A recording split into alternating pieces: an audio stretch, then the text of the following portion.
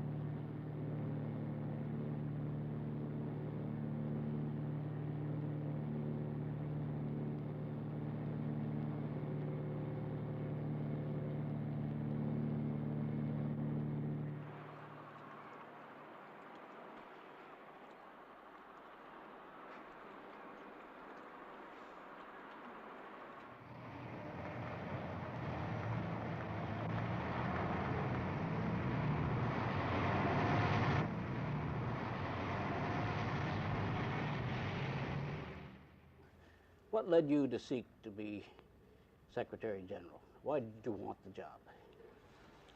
Well, right from the beginning I said that I'm not going to campaign for it, but that I would be available if the Security Council and the member states want me to take over this not easy task.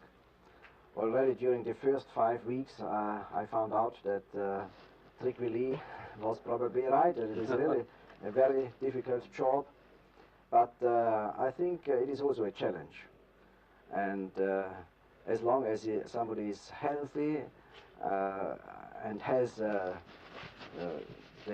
experience, the necessary experience, I think he should not decline such a task. And I'm hopeful that I can contribute to a solution of the many problems with which the United Nations are confronted with. Well, now, sir, you're already off come back from Africa, and the first Security Council meeting in 20 years abroad. Was that meeting, do you think, really worth it? Was it worth the cost of going abroad? Oh yes, by all means. It was very helpful. It was a fruitful meeting. The costs were not too high. I think it was exaggerated. The costs were about $100,000.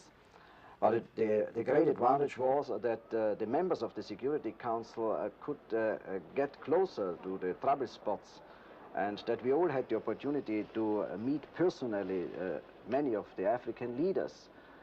And I think it was good for all of us to be there, to feel the atmosphere. And I think also the results were not bad. For instance, the breakthrough in the question of Namibia, so Southwest Africa. I think this was, in my opinion, a real achievement, namely to ask the Secretary General to take direct contacts with the parties concerned, in other words, with the South African government. This is the first time that a resolution of this kind was adopted. And I hope very much that I shall be able to make progress in this field. So I think all in all the meeting was worth and to go there, and the results were not bad. You think, of course, the South Africans will welcome you? Well, I got already a rather positive reaction from the South African government. The Prime Minister of South Africa made a statement in the South African Parliament which was very positive, and in which he said that I'm most welcome in South Africa. So I have well, to on the then- China three-way question, Cold we noticed War in the instead of a assembly that two-way Cold War in the the People's Republic of General China came Assembly. in, It was China taking on and for both a the while United it looked States as and though Russia. we had started a three-way How do you Cold think this War is going to instead of a continue? Do two-way you think it Cold will War continue? in Do you the think it'll General settle Assembly. down? Does It was the China taking on both the Soviet United States American and Cold Russia. War eventually settle down, except for an How do you think this is flare-up, going to of course? continue? I don't think that this confrontation we saw at the beginning will continue. I think it was understandable that at the beginning the big powers, and of course China is a new member state, or let's say the government of Peking being new here, wanted to present their basic policy here in the United Nations. But I hope very much that it will come to an evolution, and that this confrontation, which we saw during the last General Assembly, will finally seed to a better understanding. I am all in all positive in this respect. I think it was a great achievement to be now nearer to universality. I think we need universality to solve the many problems we are confronted with, like disarmament, for instance. How can you expect to solve disarmament problems, the Non-Proliferation Treaty, and so many other treaties in this field, without the full participation of such a big country like China, with almost 800 million people?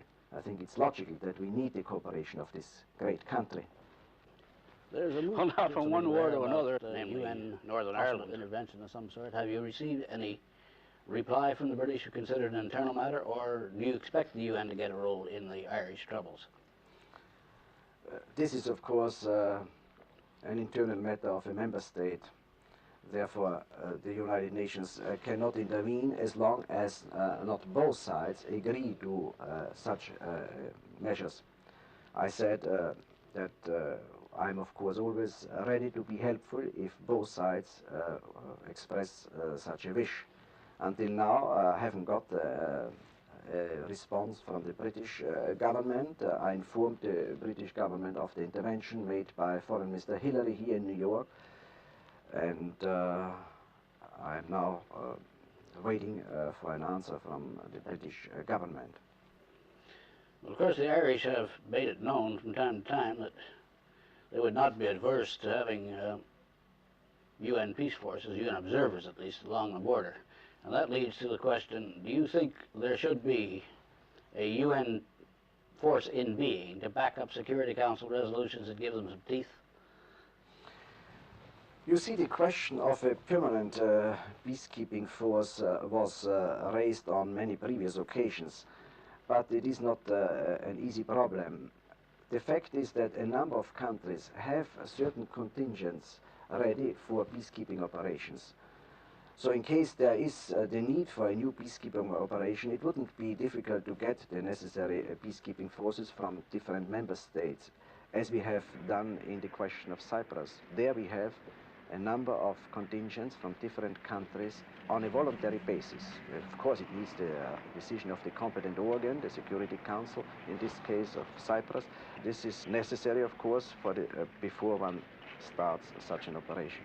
Secretary General Waldheim, one final lighter question. Your predecessor, U Thant, spent 10 years plus as Secretary General and said repeatedly nobody should serve more than one term.